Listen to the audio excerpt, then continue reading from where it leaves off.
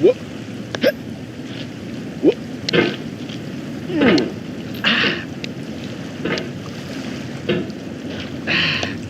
There's no feeling more intense than starting over. Whoop.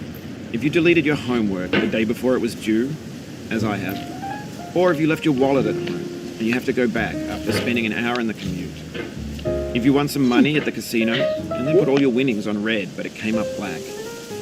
If you got your best shirt dry cleaned before a wedding and then immediately dropped food on it. If you won an argument with a friend and then later discovered that they just returned to their original view.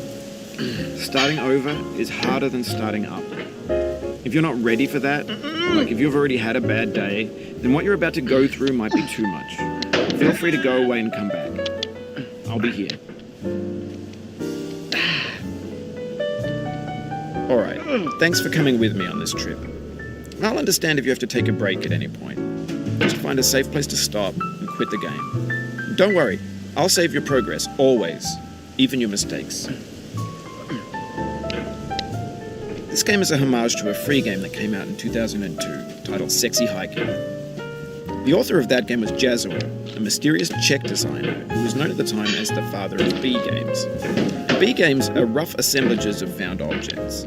Designers slap them together very quickly and freely, and they're often too rough and unfriendly to gain much of a following. They're built more for the joy of building them than as polished products. No. In a certain way, Sexy Hiking is the perfect embodiment of a B game. It's built almost entirely out of found and recycled parts, and it's one of the most unusual and unfriendly games of its time. In it, your task is simply to drag yourself up a mountain with a hammer. And that act of climbing, in the digital world or in real life, has certain essential properties that give the game its flavor. No amount of forward progress is guaranteed. Some cliffs are too sheer or too slippery, and the player is constantly, unremittingly in danger of falling and losing everything. Anyway, when you start Sexy Hiking, you're standing next to this dead tree that blocks the way to the entire rest of the game.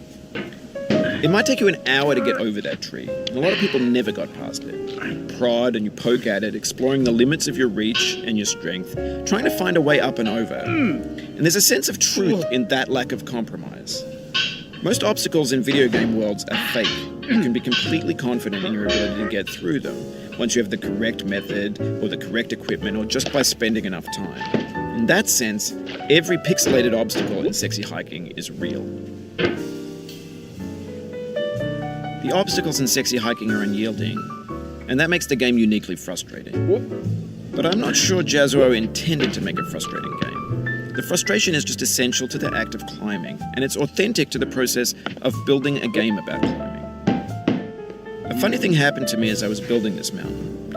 I'd have an idea for a new obstacle, I'd build it, test it, and it would usually turn out to be unreasonably hard.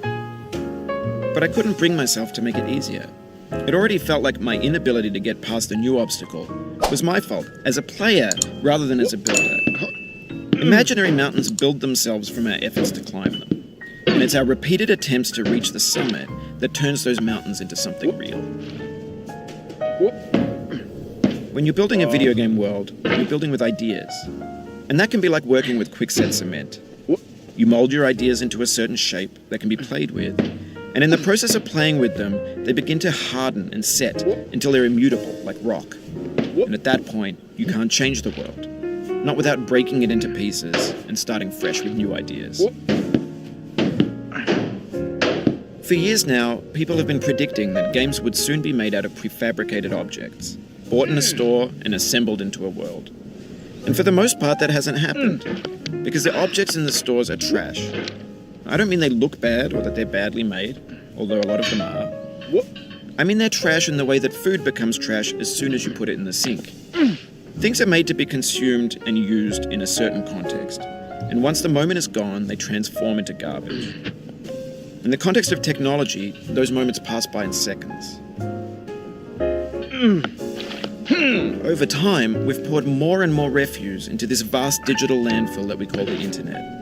It now vastly outnumbers and outweighs the things that are fresh and untainted and unused.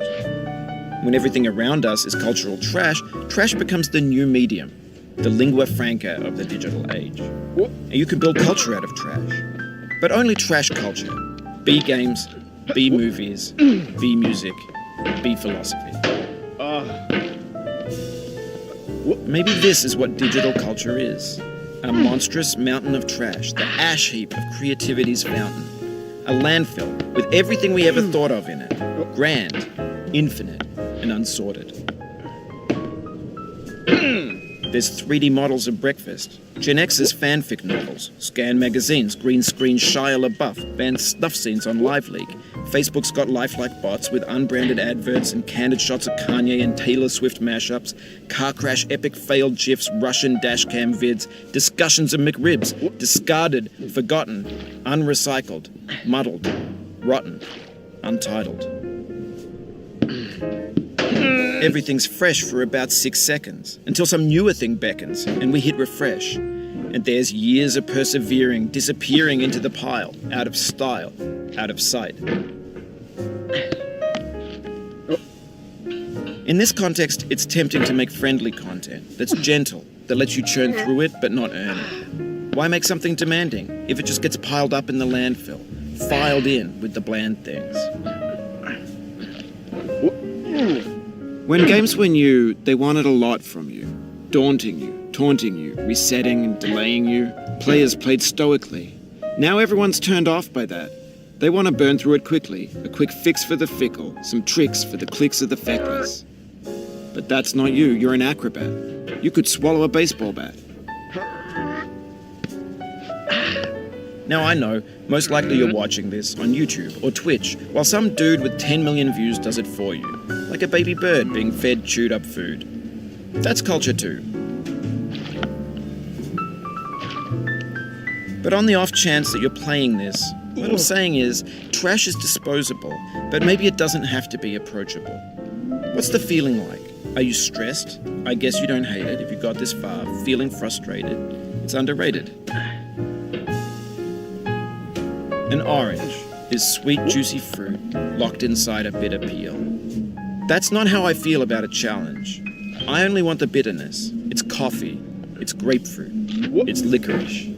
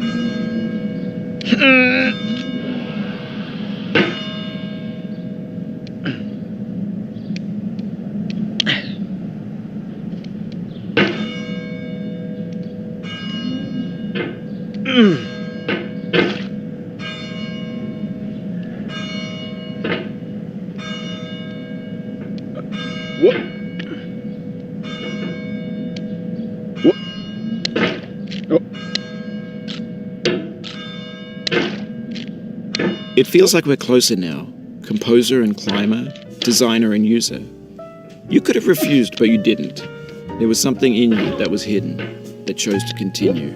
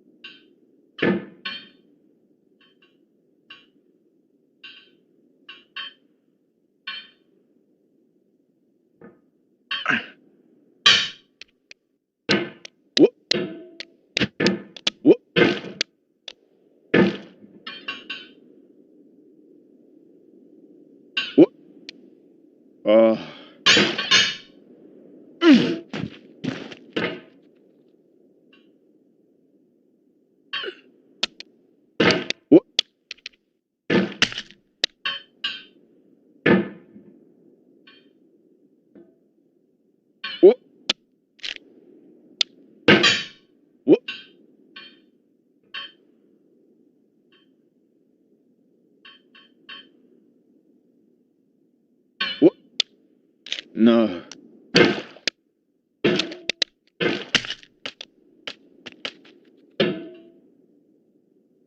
Oh. What? What? What?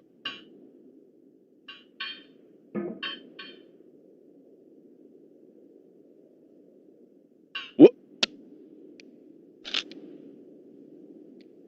Mm.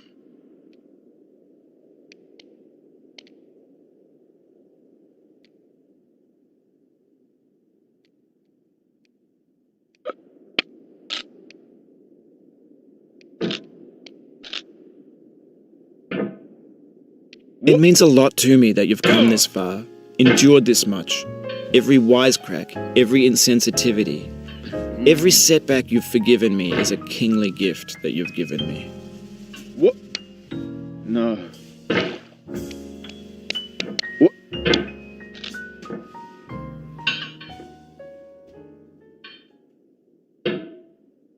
What? What?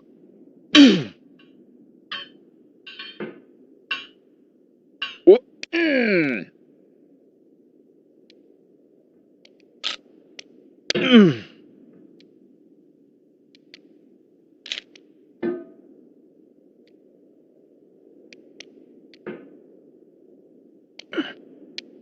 What?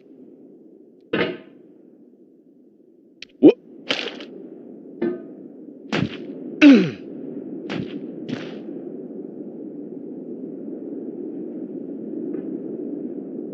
No.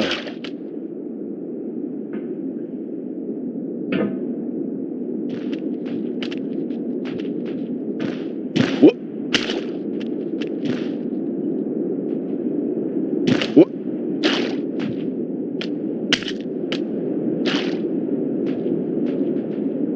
We have the same taste, you and I. What?